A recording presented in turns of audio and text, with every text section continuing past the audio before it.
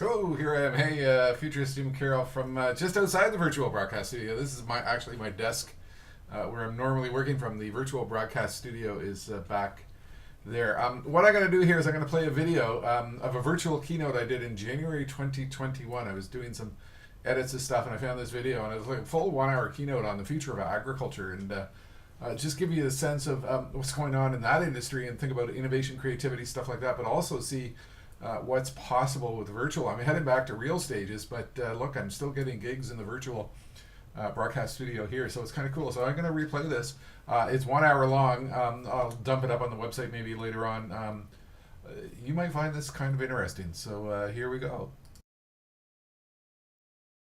Thank you, and good afternoon. Look, the very first thing I want you to do is I want you to refresh your browser.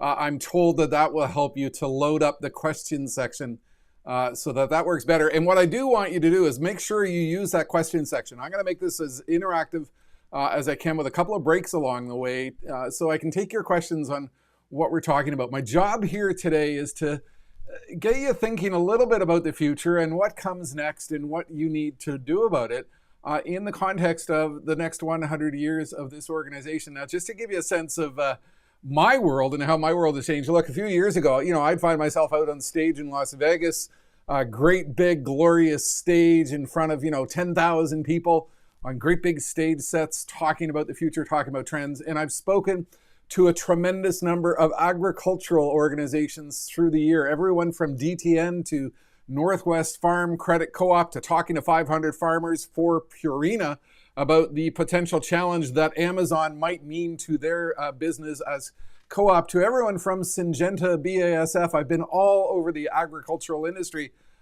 Now I get to hang out in my basement. This is where I'm coming at you. When the pandemic started, I realized I was going to be stuck in here for a long time to come.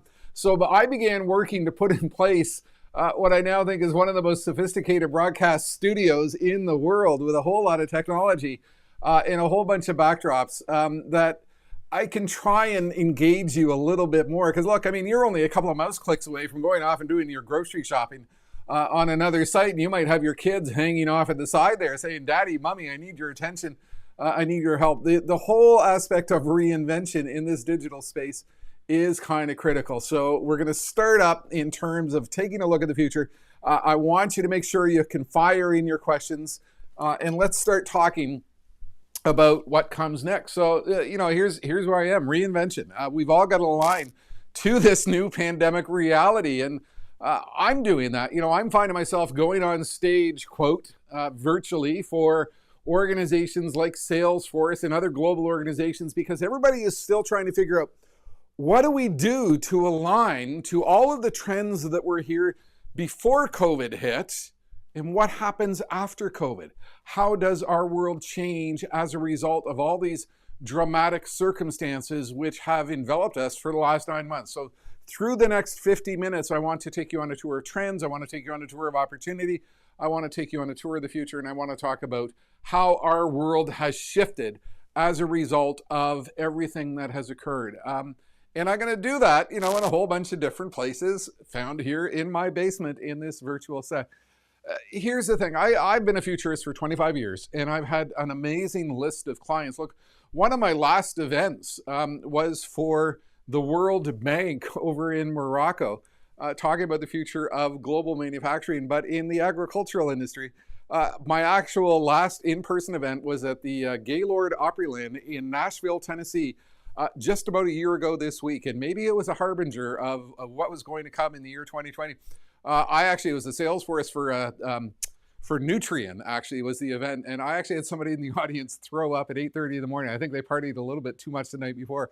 And then, the pandemic hit. But look, NASA has had me in twice. I've had a room full of astronauts in two situations where they asked me to come in and talk about the future, talk about trends, talk about the future of the space industry.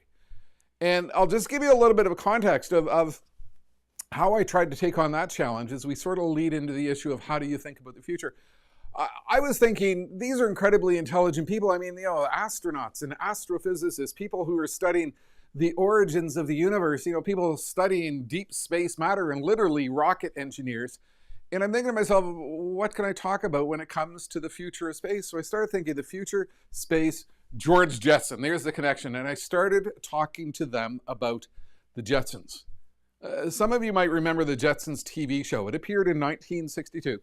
It purported to show what the world would look like in the year 2062. So it was really sort of a group of futurists trying to predict what would come next.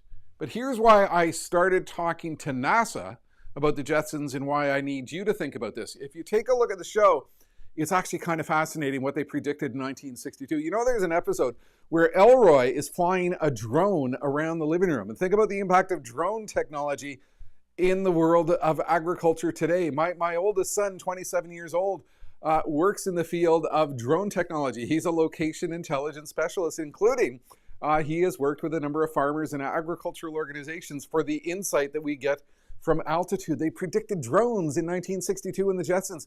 Ingestible pill technology, smart pills, and we're certainly seeing that a part of our world today.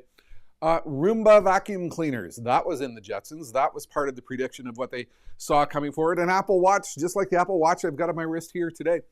But what's really kind of interesting about the Jetsons is they sort of predicted the pandemic, distance education, learning education, people doing their fitness routines via some type of television screen device, virtual knowledge.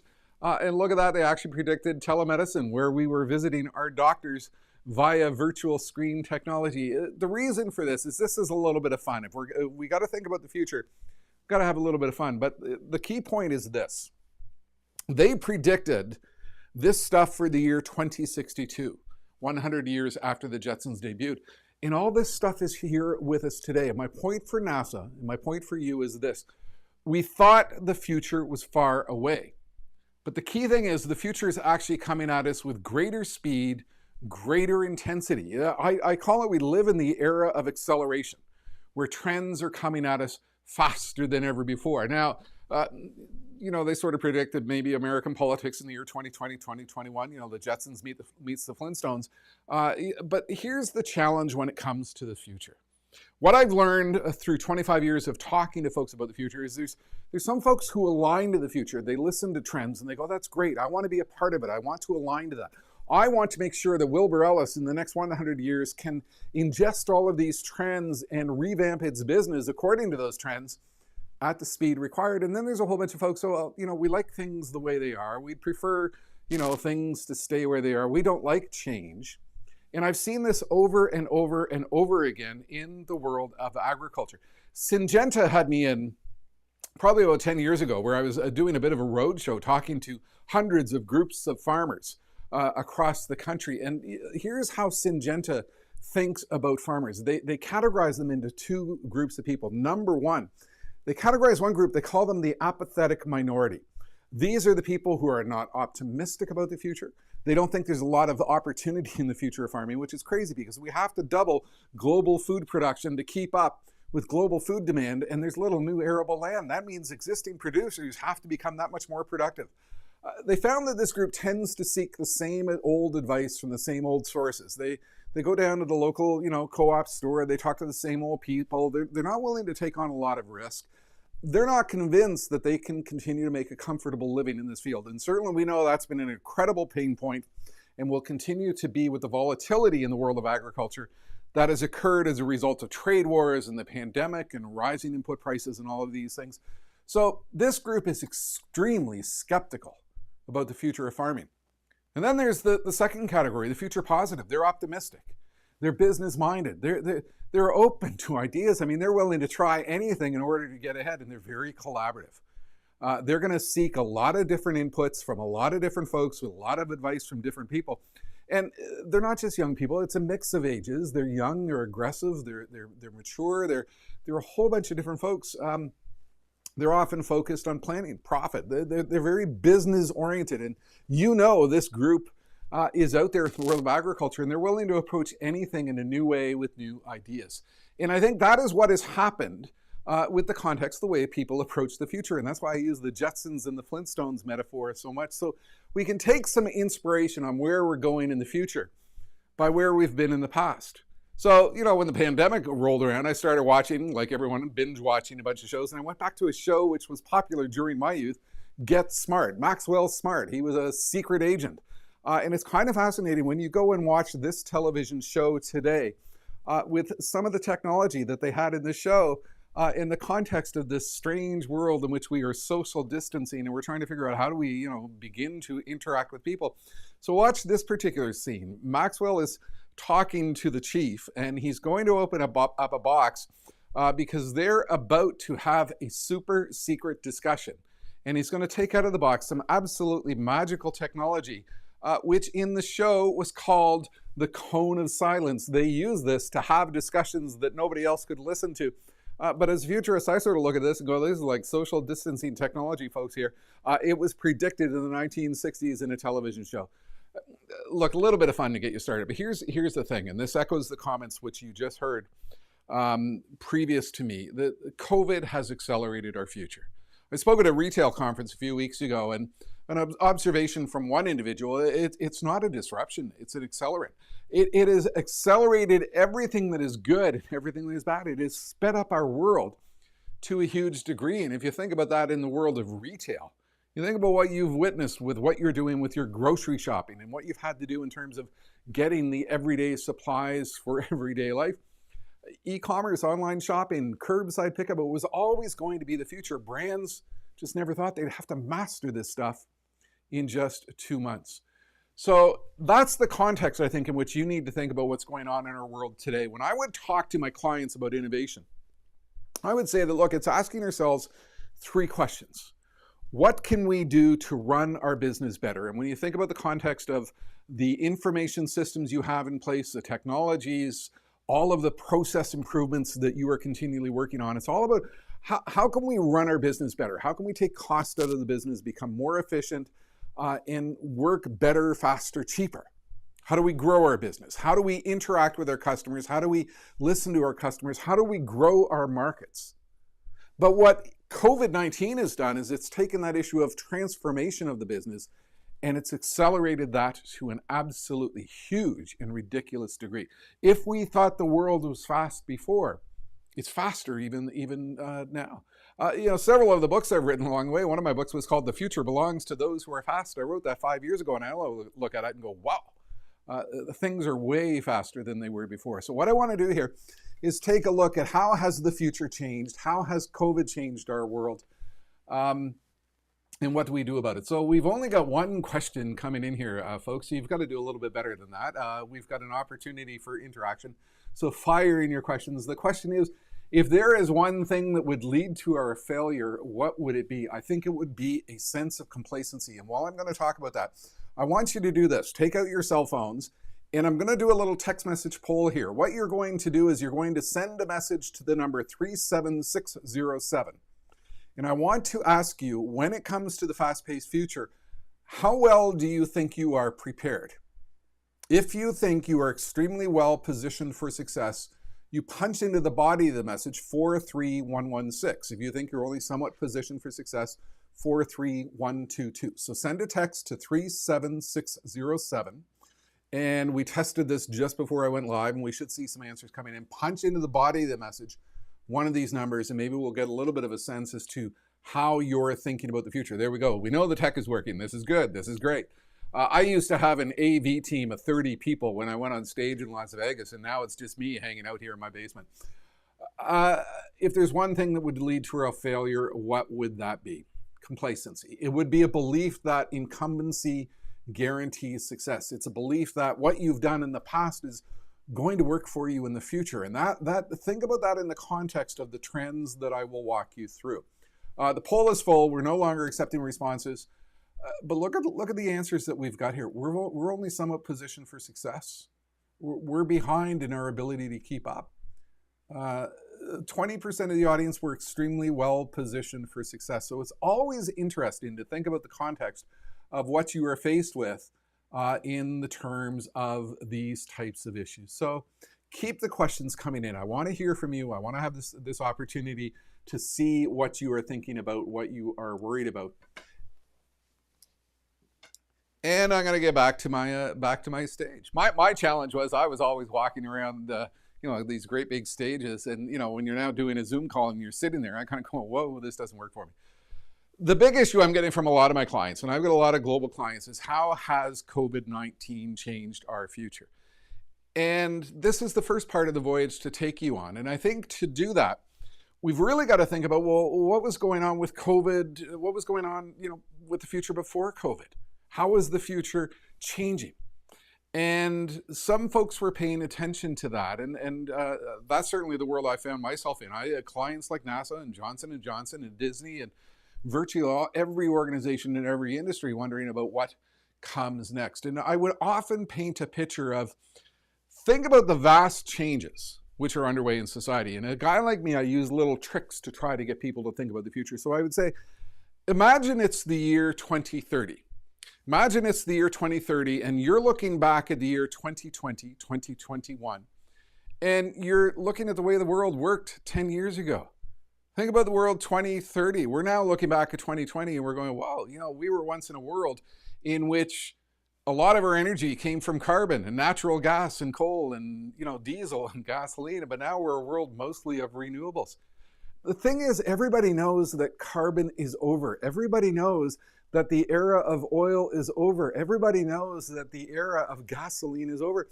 The head of BP has announced that they are going to massively pivot to everything renewables. I spoke at an energy conference in Houston, and the CEO of one of the world's largest oil companies in the world was on stage before me, and he said to the audience, look, folks, we've got one last oil boom left, and then that's it. And then oil is over. And it's not because we're running out of it. We're actually, as we all know, getting really good at pulling more of it out of the ground with shale and everything else. It's because we have such momentum occurring with renewables. It's because we have such momentum occurring with intelligent microgrids. It's because we've got such momentum occurring with electric vehicles. 10 years time, we're going to look back, whoa. The energy grid, I just actually spoke to a group called the National Rural Electrical Cooperative. And these are folks who manage electrical grids throughout rural America. And we were talking about the fact that, look, the energy utility industry in 2020, large centralized facilities which produce energy and send it out to millions of homes. That's changing. We are now entering a world of microgrid technology with millions of people producing energy, producing power with wind, with solar, with other forms, and feeding it into these massively complex grids, storing it in your Tesla vehicle during the day to feed it back into the grid at night. I mean, the energy grid is changing in a substantive fashion. The world of construction, I just spoke at a construction conference. The world of construction in 2020, we go out to places and we assemble all the materials that we bring to the site and we put up buildings. Well, that is changing because increasingly the world of construction is shifting to a world in which we assemble facilities in factories on assembly line process for rapid, quick assembly on site. We're now in a situation, if we are putting a bridge in place on a highway, most of it can be assembled off-site and rapidly assembled on-site in a matter of hours, so we're not closing down highways for weeks and months at a time. The world of healthcare. The world of healthcare is impacted by genomics, DNA technology. Look, we can look at a couple of hundred strands of my DNA and determine with a high degree of accuracy what healthcare conditions I'm likely to develop throughout my lifetime. And if you think about the impact of that, what is going on by the year 2030, we're in a world in which we know what you're going to become sick with. And we re-architect the delivery of healthcare resources based upon that knowledge. This is a massive change because what we do, we essentially turn the world of healthcare upside down. The world of 2030, we're going to look back, quaintly at the, world of 2020. Remember those days we used to actually drive vehicles? We used to actually drive tractors. We used to actually drive combines. And now all these, vehicles, they drive themselves. And not only that, they don't use gas, they don't use diesel. They're big batteries on wheels because electric vehicle technology proved to allow us to build cars that were infinitely less complex, less costly, fewer repairs required, and generated and used energy which costs substantially less than traditional carbon. The world of retail. 2030, we're going to look back and remember the days we actually used to go to places to get a lot of the stuff we needed, and then we transitioned to a world where the stuff just came to us via drones and other autonomous vehicle technology.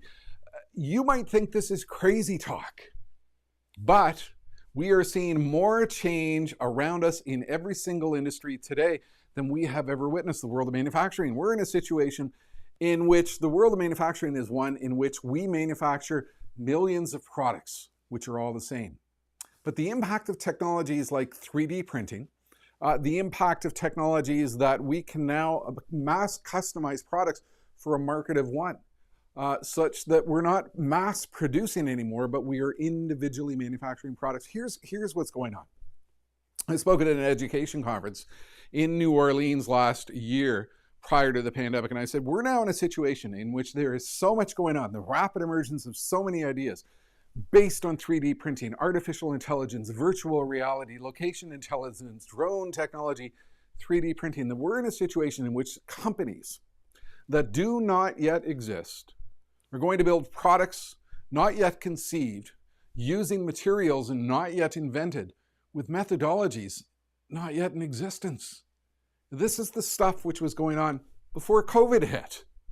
And then COVID hit, and we've had a massive shock to the global economic system. And what this has done, organizations have had to scramble to keep up with change in their industry. And I'll give you one example, the acceleration of what I call last mile delivery technology. Now, I'm based in Toronto, Canada, in a suburb of Toronto. I'm about maybe 2.5 miles from the main Amazon warehouse. And I'm a heavy user of Amazon Prime. I don't have to go out and get anything. I'm almost down to 1 hour delivery. I can go online on Amazon. I can order a product. And we've had all these small last mile delivery companies set up that, they deliver the darn thing within an hour or two. But what we certainly know is that Amazon and everybody else is working with a lot of sophisticated robotic technology to eliminate that process so that it's just delivered to me via drone. We're witnessing the acceleration of crazy ideas. So look at that. There's a bit of a fail. I got the word congratulations across my head. You do so much, in terms of designing your stage sets. So I think the key thing for Wilbur Ellis is this: how do you sustain the innovation that you've had for the last 100, going forward into a future in which change is happening faster than ever before? And that's why your leadership team decided to do this Zoom situation, to do this Zoom call, to ensure that over a 3-day period, you can share your ideas, you can share your concepts, you can share your information about what you are seeing with your customers. You can continue to collaborate. The original intent was that you hoped to do this in person, and obviously that no longer became possible. But it is critical that you align yourself to the trends which are impacting the future of agriculture.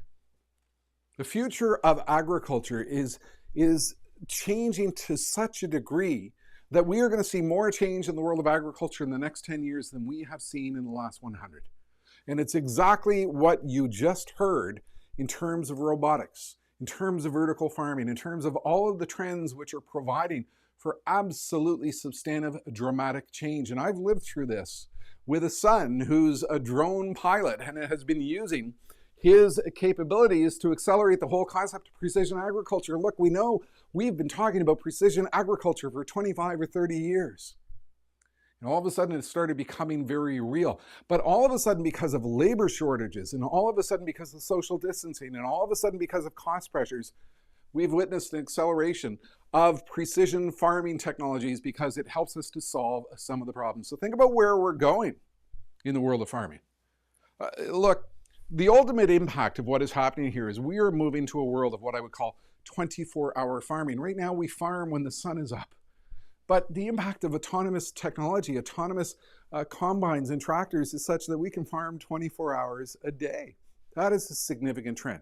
Look, farming is all about science. And when I spend time with all of the science-based ag companies, we all know that we're in a situation of an absolute acceleration of every single aspect of the science of agriculture. New methodologies, new procedures, new forms of crop diagnosis, new forms of weed detection, new forms of technology to zap weeds with laser bots. We are witnessing so much science, fast science, come into this world. It is simply staggering. New methodologies. 2 years ago, I was the opening keynote speaker for the North American Mushroom Council. And I was talking to one mushroom farmer, and he had implemented robotic technology for mushroom cap picking. Apparently, when a mushroom cap is picked by human hands, it can be damaged, and if it is damaged, it has less value in retail. And he came up with a robotic process to pick the mushroom caps with very little damage, thereby increasing their value and reducing the cost of processing. We are seeing farmers explore new methodologies on a continuous basis. We're seeing the acceleration of insight. This is what drone technology is doing, where we can fly a drone over a field and get humidity and get water values and get crop disease and get all this information that previously was only available at an excessive cost.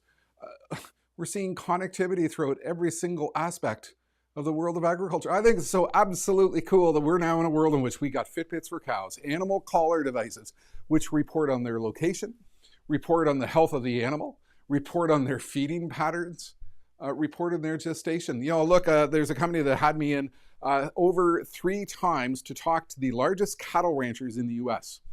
And when I was last with them, I was talking to one cattle rancher who was talking about the use of this technology, and he said, look, my wife and I, we get a lot better sleep at night, because it used to be during calving season, we'd have to be out in the field at night in the cold and the wind and the muck and the rain. He said, I'll now get a text message on my phone with the exact GPS location of where an animal is beginning to calve, and we can drive out there at 3 a.m. My wife and I get a lot better sleep because we got Fitbits for cows. Staggering developments in the world of agriculture. Generational change. If you know farmers who have young kids who are playing Farmville, you see them playing Farmville. Actually, Farmville was just shut down. It's kind of sad, but you see them playing Farmville. They're not playing Farmville. They are learning to work within the ultimate virtual world of farming, which comes at us with the world of 24-hour farming technology. Farming not just when the sun is up, but throughout the day, and managing all this virtual process. They're not playing Farmville. We see farmers with an innovation mindset. We see farmers out there who are part of that mindset. There's so much coming at me in terms of technology and ideas and methodologies. I'm going to soak it all in, and I'm going to work with all that stuff. We're seeing micro information. I just spent time with DTN Technologies pre-pandemic talking about hyperweather, talking about the fact that we are getting so good at weather forecasts that we can now, come up with weather forecasts and link that into the technologies that we are using on the farm for acceleration of what we can accomplish in terms of farm management. We're seeing collaborative innovation. Here's an interesting thing, is a lot of the autonomous vehicle technology occurring in the world of farming isn't just coming from the great big farming technology companies like John Deere. It's coming from a lot of farmers who are using the connectivity of the internet to share their ideas on a lot of the backyard tinkering that they are doing with robotic and other technologies.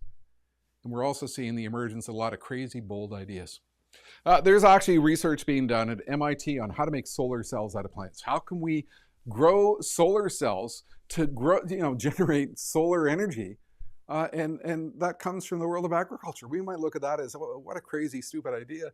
I look at that as that could be part of our reality in but 10 years. And when you tour some of what is happening out there in terms of the discussions that people are having around the future of agriculture, you realize there's staggering change. Staggering change that is underway. And look at this. Whole bunch of questions. Now we're getting fired up. What emerging technology do you think is the most overrated and underrated? I'm going to talk about that a little bit in terms of what I call the Gartner hype cycle, because I think that is something which is key in helping us understand how the future is going to unfold. So hold that thought. And while we're doing that, I'm just going to zip over here and I'm going to fire you up another poll that you can respond to. And this one is, in 10 years' time, do you think agriculture is going to exist in just about the same form? Will it have changed a little bit? Will it have been massively disrupted, barely recognizable? Again, you send a text message to the number 37607, punch in one of these numbers, and we'll get a little bit of insight into what you're thinking. Second question, how can we get folks to understand that our customers want and need digital interactions? What happens to us if we don't have a successful digital presence for purchasing products? I've had a lot of absolutely fascinating interactions with the agricultural community along the way. And part of what I see is what organizations are worried about within their customer base. And I'll give you a really good story. Purina had me in, it was actually 2 years ago this week, down to San Antonio. And what they did 2 nights, they brought in 250 co-op owners from throughout the Midwest US. The concern of Amazon was that as a co-op owner, if you aren't providing value to the farmers in your community in terms of insight, if you're just selling product, look, Amazon could put you out of business. We might see the Amazonification of that business if all you're doing is selling product, you're not providing value, it might not work out so well. Purina thought it was important enough to bring 500 co-op owners together to have that discussion. In the case of these cattle ranchers, that particular situation was Eli Lilly, Elanco, a division, top 250 cattle ranchers in the US. Their belief was that the cattle and meat industry is facing such social pushback from social networks, the anti-meat vegan community, that they better learn to tell their story. They need to get more involved in social media interaction. It was actually kind of fun when we first got together in 2010. We had a whole bunch of cattle ranchers who'd never used an iPad, and they were there showing them, here's how you use Twitter, here's how you use Instagram, and you can actually track a little bit of what they're doing online today with the hashtag cattle tales. In both of those situations, what the industry is trying to do is they're trying to get across, this is what we need to do to ensure that we are aligning to these fast-paced trends, and that's all part of that digital interaction story. They've got the timer hitting up for me. 29 minutes, we're halfway through. We're flying on both afterburners. What do you think are the biggest three risks for Wilbur Ellis going forward? Not aligning to trends, mistiming the trends, and a belief that the most outrageous trends won't happen. The issue of, we talked about the first one, the complacency. You can't be complacent. The timing of the trend issue is absolutely important, because it is very difficult to judge when any particular trend is going to become real. And we'll bring that up when we take a look at the Gartner hype cycle. A lot of my events have focused on how do we time the future? When do we get involved? And I talk about something I call experiential capital. And that is, you've got to make sure you get involved with any trend, you work with that trend, you experiment with that trend, not necessarily to have a strategic home run, but simply to build up your expertise in that area. So think about drone technology. We know drones are huge and going to continue to be huge in the world of agriculture. So what are we doing in terms of enhancing our expertise there? Do we have a drone division in place? Are we developing drone skills? Are we working to actively explore the many different aspects it might have? It might not have a huge strategic impact right now, but it's important experience that we can build up. What is the biggest reason for companies resisting change? What causes the reason? Gosh, entire books have been written around this issue. People don't like change. Look, I know when I go on stage, whether it's virtual or otherwise, I'm guaranteed that 1/3 of the audience are Flintstones. They don't like me. They don't like my message because I'm talking about the future. I'm talking about change. It's a disbelief that things are going to change. It's a desire that everything should stay the same because I'm uncomfortable with having to change what I do, and I'm scared of the implications of it. There's entire trends written around that. What stocks should I invest in to capitalize on these new trends? I've never dared to touch that one. Where does the increase in automation and technology costs leave small growers and farm workers? I'm actually very excited for small growers because that's where I'm seeing a lot of the innovation occur. And we'll talk a little bit about that in a moment in terms of what we saw with farmers markets during COVID.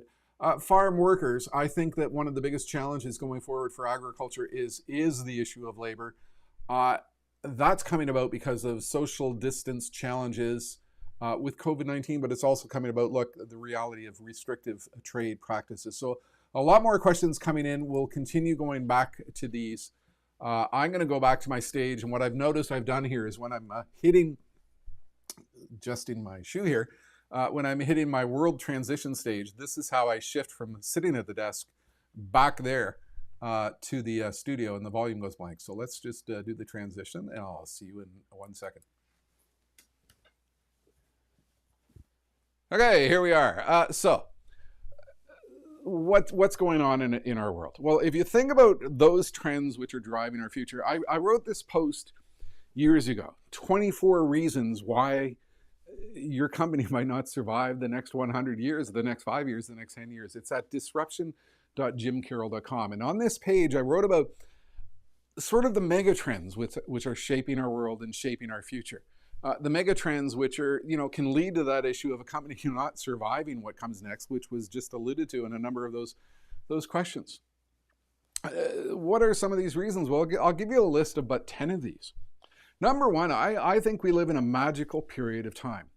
I've never, over 25 years, seen so many trends come together all at once. 3D printing and artificial intelligence and virtual reality. A generation that has grown up on Farmville, the Internet of Things, hyperconnectivity. We've got so much coming together all at once, and I think part of what is happening here is it's like it's 1993, and the World Wide Web has just emerged, and people are looking at it and going, "Wow, like we can build a whole bunch of different applications on top of this thing called the internet. We can change the world."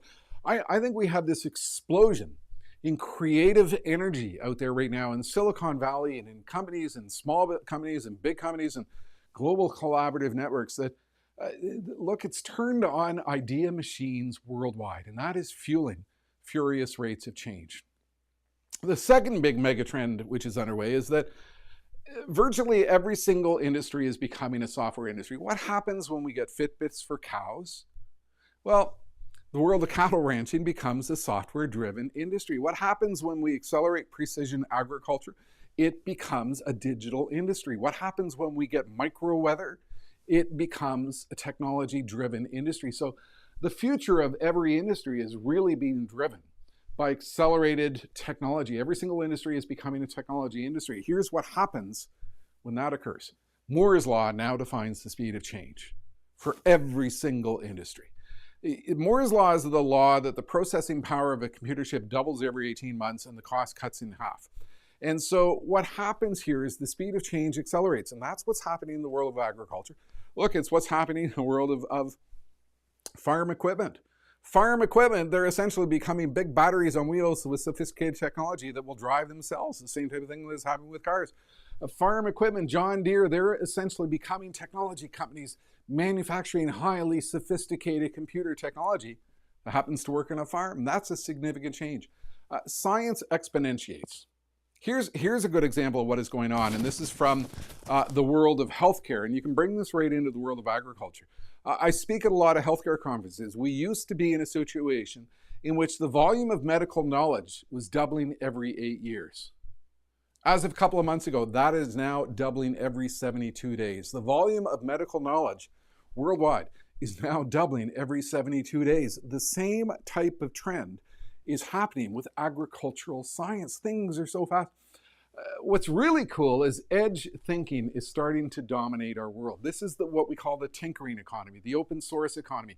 The economy where somebody in the farming community, for example, is learning how do we hack a John Deere tractor and the limitations that they put in place, as illegal as that might be, and share that insight with other farmers because we want to do these, things with these vehicles they didn't think about. We're witnessing connectivity with farmers who are accelerating their ideas in this world of edge thinking. And you got to keep your eyes on this. This is where a lot of fascinating innovation is occurring. Distributed technologies redefine entire industries. This is what's happening in the world of energy with the Internet of Things and this microgrid technology. And this is what is happening in the era of Fitbits for cows. We get connectivity everywhere. It changes everything. A lot of organizations are realizing all of these trends means that we have to reinvent our revenue on a regular basis. The reality for Wilbur Ellis going forward, you need to be in a situation in which 5 years from now, you got to maybe be like Apple. Apple is in a situation where 50% of its revenue comes from products or services that didn't exist 5 years ago. Could you do that? And organizations are in the mindset that we need to continually reinvent revenue with forms of products or services that do not exist as of this date. BASF, one of the partners to your conference, had me in for a senior leadership meeting a couple of years ago, and that's specifically what we talked about. How do we reinvent ourselves at a furious pace? Because change is happening so quickly. Incumbency falters. Are you going to be the next Kodak? Are you going to be the next Blockbuster? Are you going to be the next Motorola? I spent time with Motorola. They had me in for several events over the years, and they were talking at one point in 2006 how great the Razr phone was. Remember the Razr? Everybody's always going to want a Razr. We're Motorola. We got the Razr. Like, we are guaranteed success. And I was kind of like, hello, Apple might make a phone. There's this thing called the BlackBerry out there, and it's going to put a dent in your business. Skype is coming along. It's going to take apart the world of telephony. They didn't want to hear it. And, incumbency is a killer. And you need to be cautious on that. Another megatrend, ideas accelerate. This is the impact of the big global idea machine known as the internet, and knowledge exponentiates. Take a look at that page, disruption.jimcarroll.com, and start to go through the list and ask yourself what you need to be focused on. So what does this lead to? Well, how has the future changed? These are the trends we were talking about pre-COVID. How has COVID-19 changed that? Well, I want you to go back to, think about it, it's almost a year ago, last March. I actually ended up on a TV show, national Canadian TV show, national news, last March, which was a show around how are people reinventing themselves to align to the speed with which this massive global change has occurred. And, I was talking about, I had this stage life, and all of a sudden I'm in my basement, I'm hanging out and doing green screen virtual stuff. But think about what you witnessed last March. Just go through a laundry list of the different people and organizations that you saw. What they were all doing was they were realizing that speed was everything in terms of our reinvention. And on this national news program, I brought in this story of a farmer that I saw east of Toronto. Now, this is a fellow with organic product, a fellow who'd built a very successful farming living focused on Toronto area farmers markets. And he realized as soon as the MBA was shutting down, look, this is going to be bad. COVID's going to be bad. My farmer market reality is probably gone. And he's telling the story here in the video of how within a week he set up an e-commerce site. He recruited a bunch of university students to do delivery for him. He literally created a business in a week to shift his entire business model. This is what we witnessed as a result of the pandemic. Think about what happened in the world of fitness. Think about what happened as fitness trainers worked to virtualize the services they could provide through online workouts. Think about what happened in the world of retail. Think about what happened as we suddenly got involved with curbside pickup in e-commerce, and all of a sudden everybody's having to support online shopping because everything we are doing involves online shopping. The world of manufacturing was absolutely fascinating in the early days of COVID because what we were doing was we were using 3D printing technology to quickly print surgical masks and nasal swabs and PPE and other requirements for use in the healthcare sector. And what happened here was a lot of CEOs who had heard about 3D printing technology were now going, wow, this stuff is real. We can do things we never imagined might be possible. A lot of stuff I saw occurring in the world of agriculture, more people talking about using drones because we could now utilize some social distancing technology for better insight on what is happening with our farms. We saw a real rush to robotics in the world of manufacturing, in the world of farming. Metallica, religion, organized rock bands and organized religion, we saw them migrate to virtualized services extremely quickly. Everybody was inventing at an absolutely furious pace. And I alluded before to what we call the Gartner hype cycle. Now, the Gartner hype cycle, Gartner is a technology research firm, and they said, look, any technology which comes out, it goes through this curve. We get the trigger, the technology appears, everybody gets really excited about the technology. And the period of incessant hype begins to happen. We hit what we call the peak of inflated expectations. And everybody realizes, it's going to take a lot of work to make this go. We hit the trough of disillusionment. Everybody gives up on the technology. But there are groups of people who continue to work with it, and they start to go down the path or the slope of enlightenment. And eventually we get to the plateau of productivity. Every new technology, every new concept, every new idea goes through the Gartner hype cycle. Here's the thing. COVID has shifted this. If you go back to the Gartner hype cycle in 2019 and you look at the technologies and you look at the ideas and the trends which were on it, everything got thrown out of whack. We went through a process where, trends didn't go through the peak of inflated expectations. They went straight to the plateau of productivity. Everything sped up, everything accelerated. And you can take any technology and put it on this curve. Remember e-commerce? It appeared in 1999. And we had the dot-com years of the peak of inflated expectations, dot-com companies, everybody's excited about online shopping. And then we had the dot-com collapse in 2001, and everybody concluded, we'll never do online shopping. It's a farce, it's a joke. And then we had the plateau of productivity, and suddenly every single retailer in the world had to do online shopping literally overnight. I think what has happened in the world of business is we have been through a massive shock that has completely changed how we deal with the future. If you think about what occurred, we saw 10 years of change in but 6 months. And the impact of what happened here is that major trends accelerated. If we thought the future was fast before, it's even faster now. And I think the impact of this is that organizations learned something new about speed. We learned that we could work fast. We learned that we could operate fast. Sit back and think about what you've witnessed in Wilbur Ellis for the last 9 months. Do you think you're faster than you were before? You surely are. Because you learned how to get rid of committees. You learned how to move issues along faster. You learned how to cut through organizational sclerosis.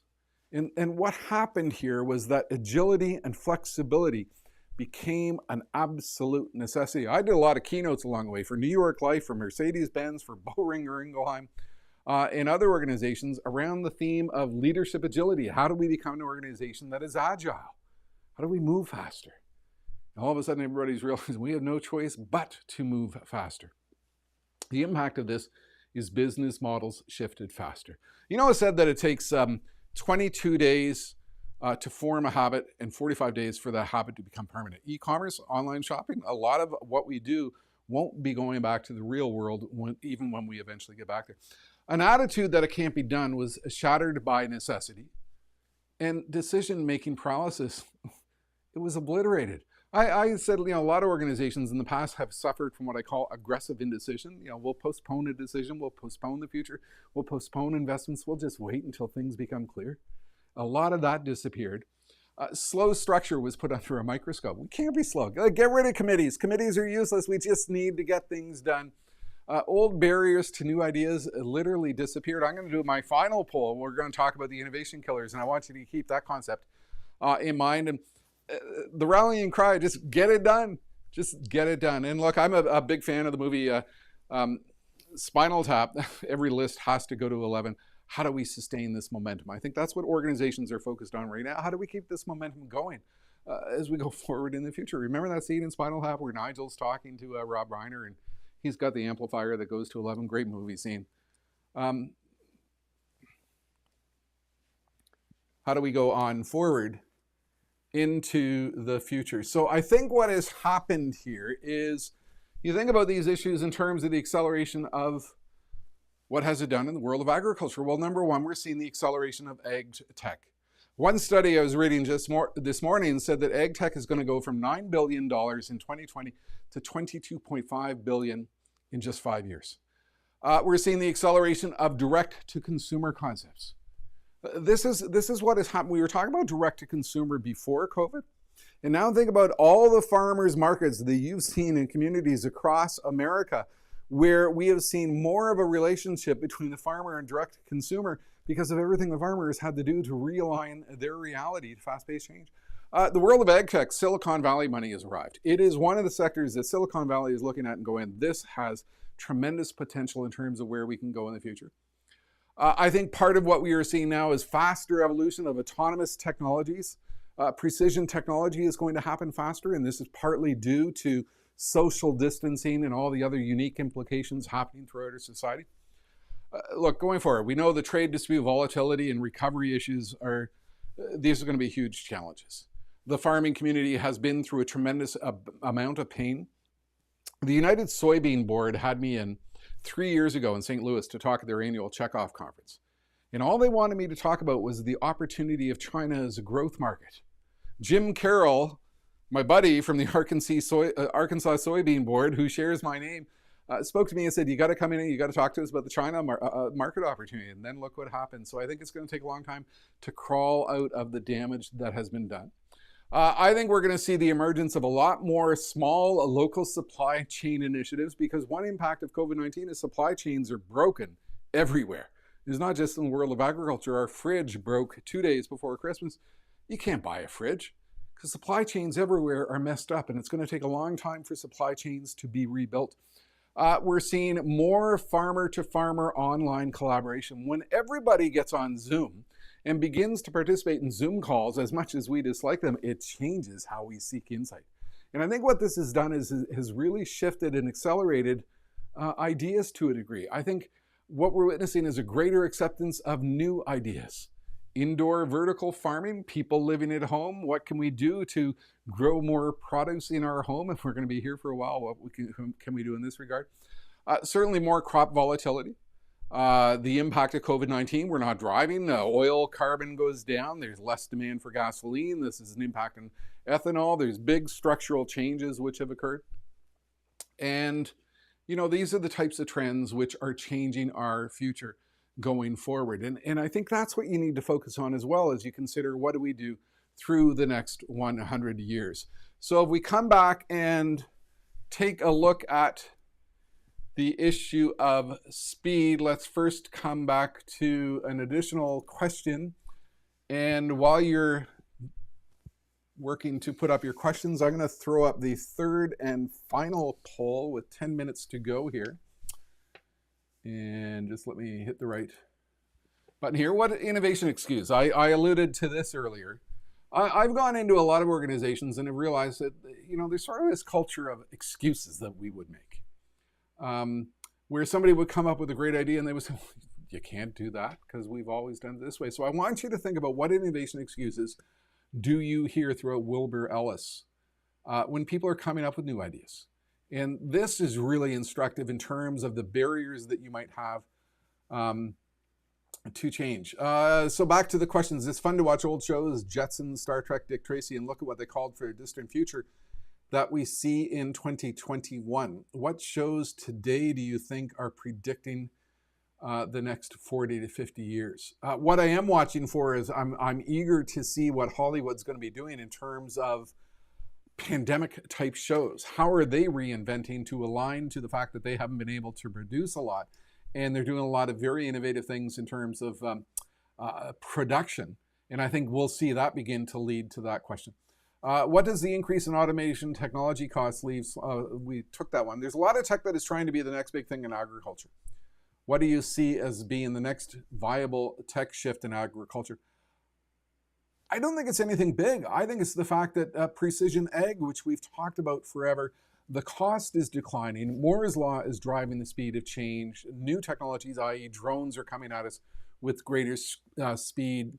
The industrial Internet of Things as a technology, it's the fact that the precision, I think, as a concept, we've talked about it for a long time, all of a sudden is much more viable and real than ever before.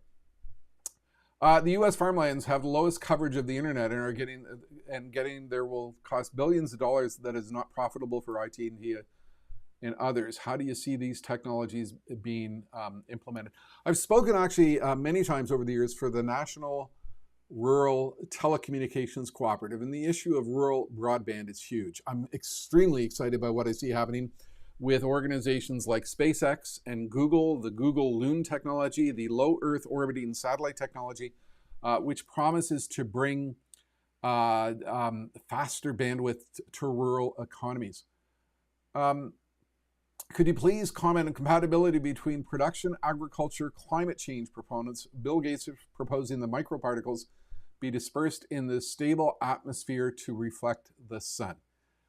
What I've learned as a futurist is this, is any idea that we hear, if our first reaction to it is, it's crazy, it will never work, the next question we should ask ourselves is, when might this actually become real? Because today's crazy idea is often tomorrow's reality. The second part of that question is, somebody putting particles in the atmosphere to reflect the sun, etc.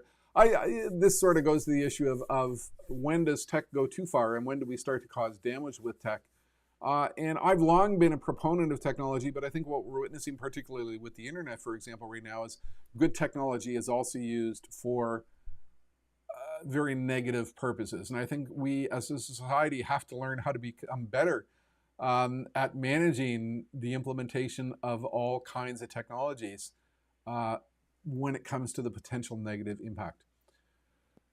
A lot of questions coming in here. What is the impact? What is the consumer buying habit trend? How will their decision making change? I just spoke about this at a retail conference. Attention spans have disappeared. It was said before COVID that when we were in a store, we were scanning some 12 feet of shelf space per second.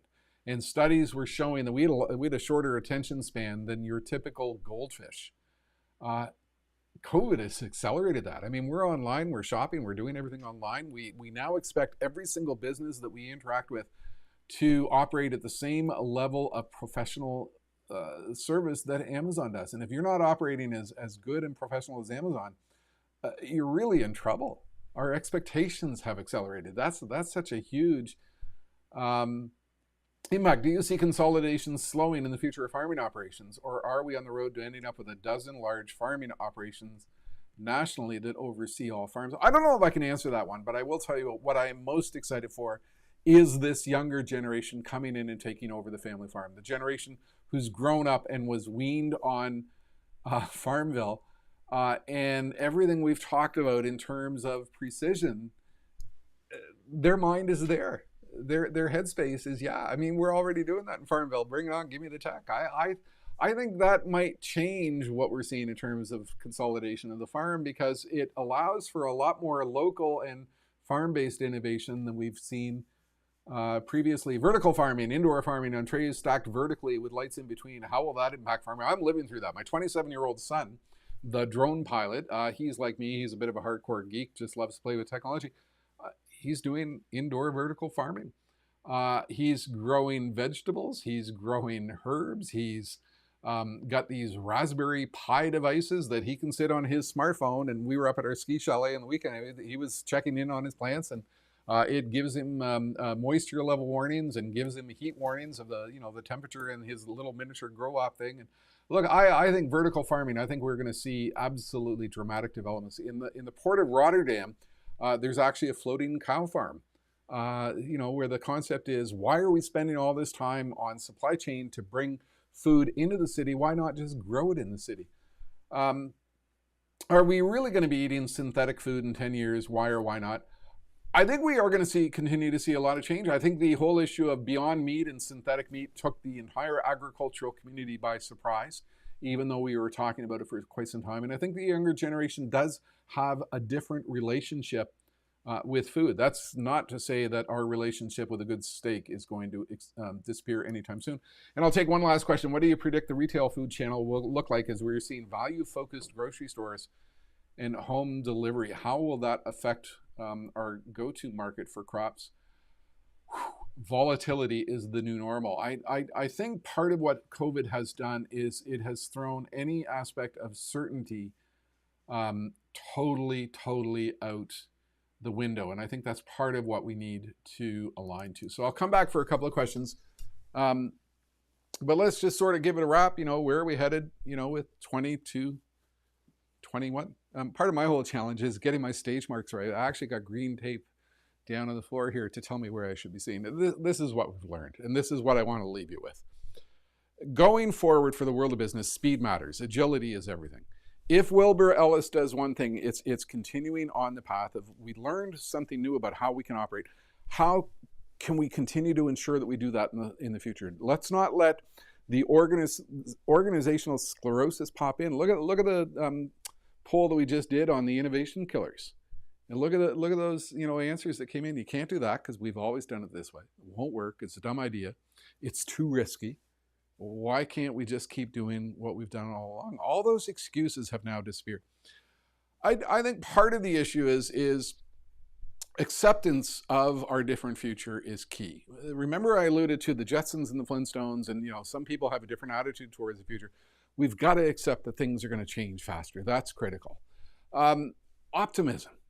Optimism fuels everything we do. I know some people with COVID and the pandemic have a very negative view in the future. The world of agriculture, go back to my point, global food production has to double in the next 20 years to keep up with population growth. You are in the midst of an absolutely massive growth industry. I mean, there's so much opportunity for action. Action matters. You can no longer be indecisive about things and indecisive about trends and indecisive about getting involved with these things. You need to experience these things. Reality. Look, let's focus on reality. We know that something profound has happened in our world in the last year with those who are disbelieving of reality. Agriculture is a science-driven industry. We've got to stay true to the science and ride science for our future benefit. Resilience defined. Reinvention. That's the word I'm adopting going forward into 2021, reinvention. How do we continually reinvent ourselves for a new reality? How do we take risks? I think what Wilbur needs to talk about is how do we try to do new things we haven't done before to ensure that we build up expertise in areas that we don't have expertise. how do we align ourselves to the fact that customers have forever changed? These habits have stayed. Habits now, in terms of how we shop and how we do things and how we interact and how we get knowledge, that's all changed. Strategies have shifted, and we've got to have an open mind for the fact that the future going forward is going to be entirely different in so many ways. And we've got to continually rethink what we do. Innovation is everything. You go back to my key point on innovation. How do we run the business better? How do we grow the business? How do we transform the business? And right now, transforming the business is the most critical aspect of everything. So I've enjoyed my time with you. The questions coming in were fantastic. I hope that this proved to be worthwhile.